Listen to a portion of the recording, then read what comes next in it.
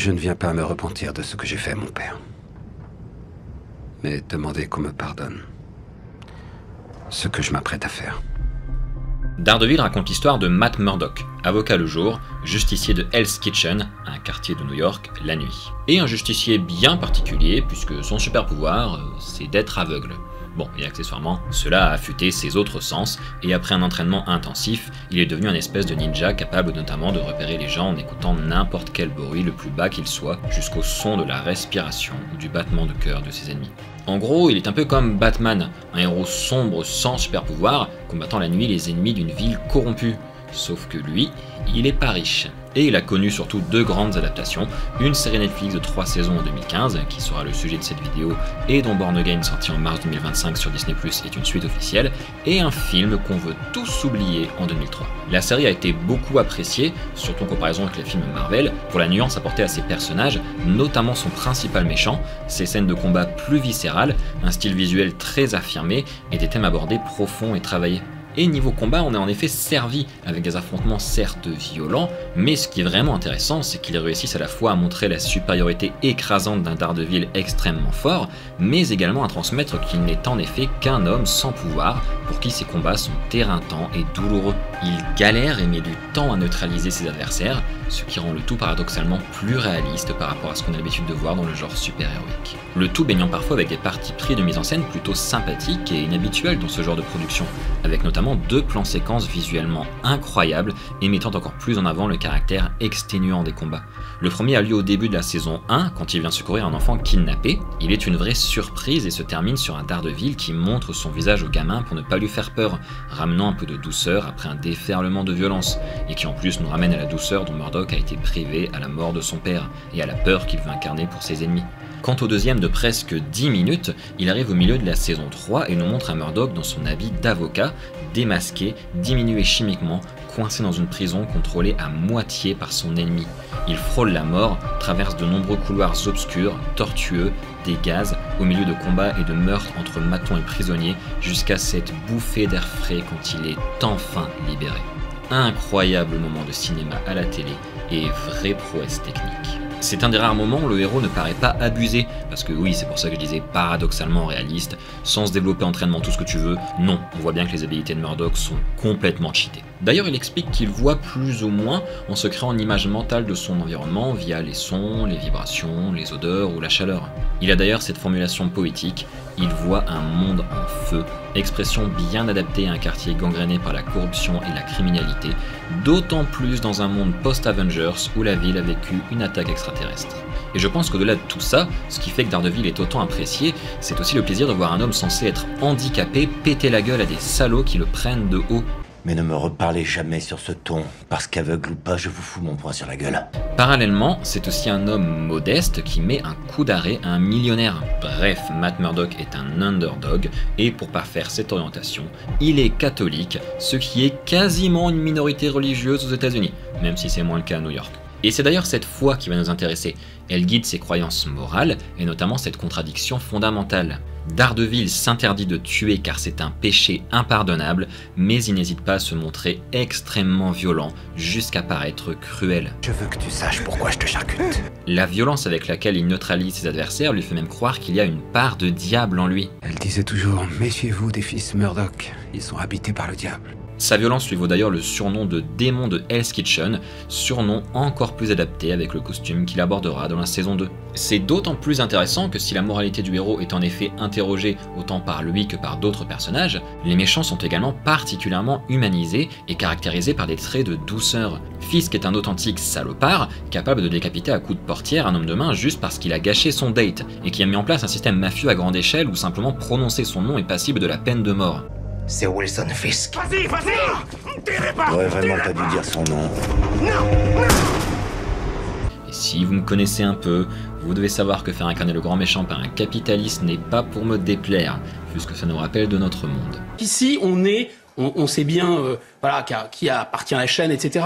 C'est une bourgeoisie qui reste patriote. Attendez, vous allez voir. Patriote, c'est-à-dire que je retire les ce que vous puissances... dites.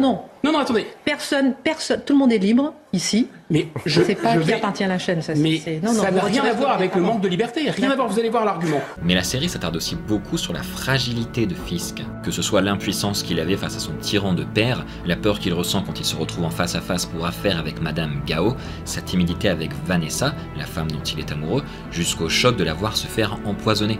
On nous le présente même parfois sous des traits un peu enfantins. Et plus encore, le personnage le mieux réussi est peut-être Wesley, le bras droit de Fisk. Bon, déjà c'est un homme cumulant une bienséance et une classe extraordinaire en toute situation, qui peut être à la fois diplomate et charmant, ou alors très railleur et aborder un humour particulièrement noir. Vous lui avez collé une balle? En fait, non, on a payé quelqu'un pour le faire. Et il ne semble pas du tout dérangé par les exactions que commettent les membres de son organisation, allant jusqu'à lui-même menacer froidement des gens. Mais il semble surtout mu d'un réel attachement envers Fisk, attachement qui semble mutuel. Si j'avais eu besoin de vous, je vous l'aurais dit. Je ne crois pas que ce soit toujours vrai, monsieur. Et que ce soit la dévotion et la protection qu'il applique à son patron et ami, ou la confiance allant quasiment jusqu'à la dépendance que ce dernier a envers lui, ce sont autant de choses rendant ces personnages très réels et leurs relations émouvantes, ce qui nous fait vivre la série avec beaucoup d'intensité et d'implication. Daredevil nous montre ainsi qu'il y a du bon même chez des hommes mauvais, et qu'il y a du mauvais même chez des hommes bons. Jusque-là, ça vous paraît peut-être évident, mais pour la question de base, est-ce qu'il peut y avoir le diable en nous? Bon, pour la partie religieuse, c'est entre vous et vous-même. Mais par contre, en août 1971, Philippe Zimbardo, professeur de psychologie à l'université de Stanford, lance une expérience sur le système carcéral. Financé par l'armée, son but était de comprendre d'où venaient les conflits et abus en prison. Zimbardo recruta donc 24 jeunes adultes en bonne santé mentale et physique, sans passé criminel, et les sépara aléatoirement en gardes et prisonniers. Si vous n'êtes pas familier avec la science expérimentale, le but était de s'assurer que les 24 volontaires ne différaient pas trop, et donc que ce qu'on va observer sera bien dû au rôle assigné, et non pas à la personnalité des volontaires.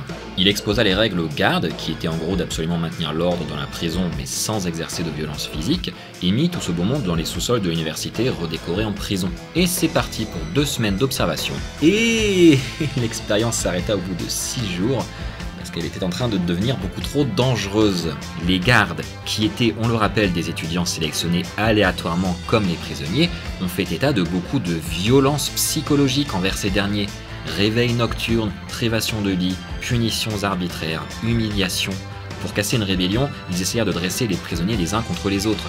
L'un des gardiens fut même surnommé John Wayne, tellement son attitude de cow-boy insupportait les autres. Et les exactions ont commencé dès le 2e jour, où les prisonniers ont été arrosés à l'extincteur. L'enseignement de cette expérience? D'après Zimbardo, cela montre toute la force que le système carcéral exerce à la fois sur les prisonniers et les gardiens, qui auraient spontanément adopté ces attitudes de contrôle psychologiquement violentes. Cela était permis par la déshumanisation des prisonniers, déshumanisation activement recherchée par l'équipe de Zimbardo. Les prisonniers devaient être appelés uniquement par des numéros, porter le même uniforme sans sous-vêtements, et ils avaient même été arrêtés par la vraie police sans qu'ils ne soient au courant.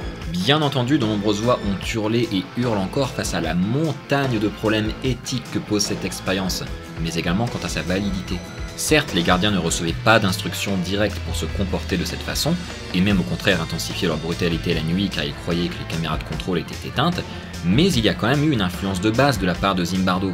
Pendant le briefing qu'ils ont reçu, il a clairement mis l'accent sur la nécessité de maintenir l'ordre à tout prix et sur le pouvoir qu'avaient les gardiens sur les prisonniers.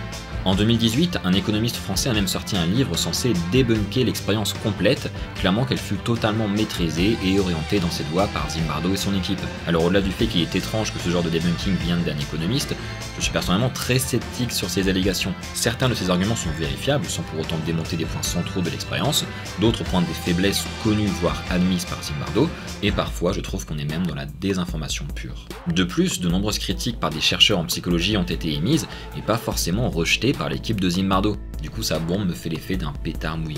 Tout le monde sait que l'étude n'est pas réplicable et qu'au-delà de l'influence de la structure, celles de Zimbardo et de son équipe ont été très importantes sur les gardiens.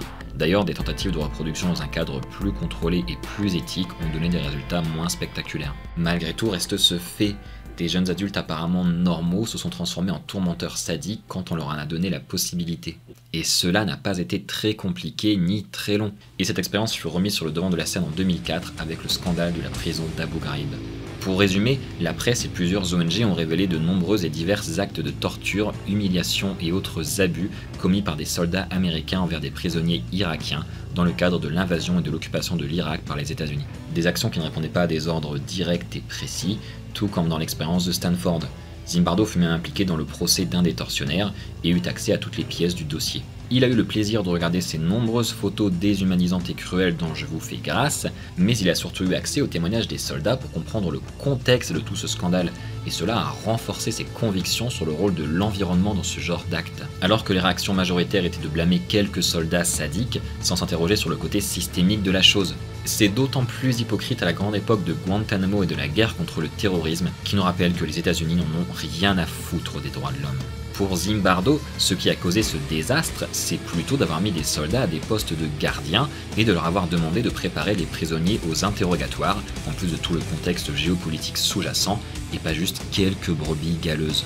En somme, un humain standard a le potentiel pour la douceur ou la violence, le bien ou le mal, selon le contexte dans lequel il se trouve, ce qui est d'ailleurs renforcé par d'autres expériences de psychologie sociale, comme par exemple l'expérience de Milgram. Zimbardo résume ça avec une formulation choc: nous avons tous et toutes le pouvoir de l'amour et du diable, la capacité d'être Mère Teresa ou Hitler. C'est l'effet Lucifer, le diable étant chacun de nous.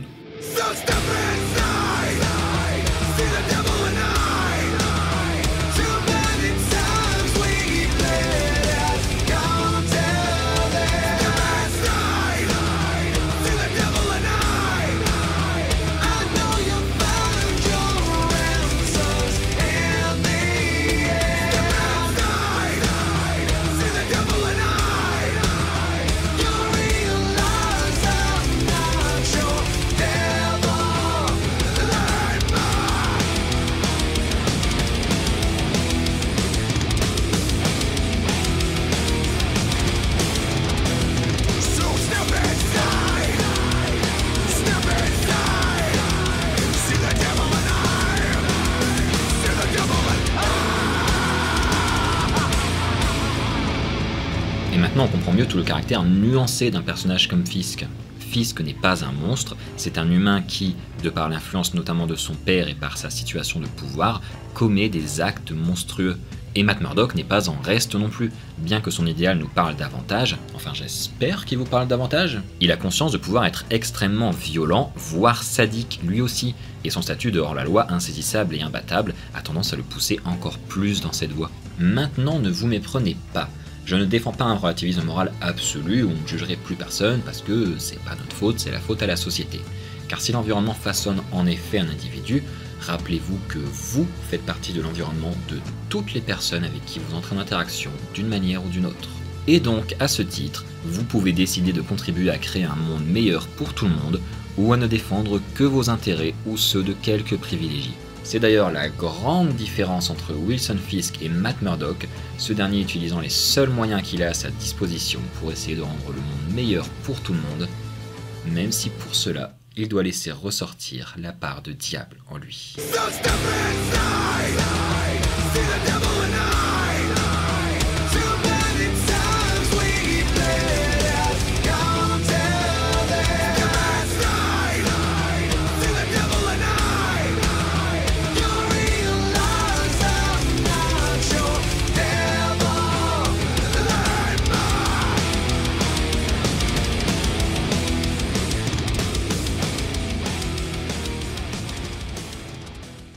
C'est l'effet Lucifer, le diable étant chacun de nous.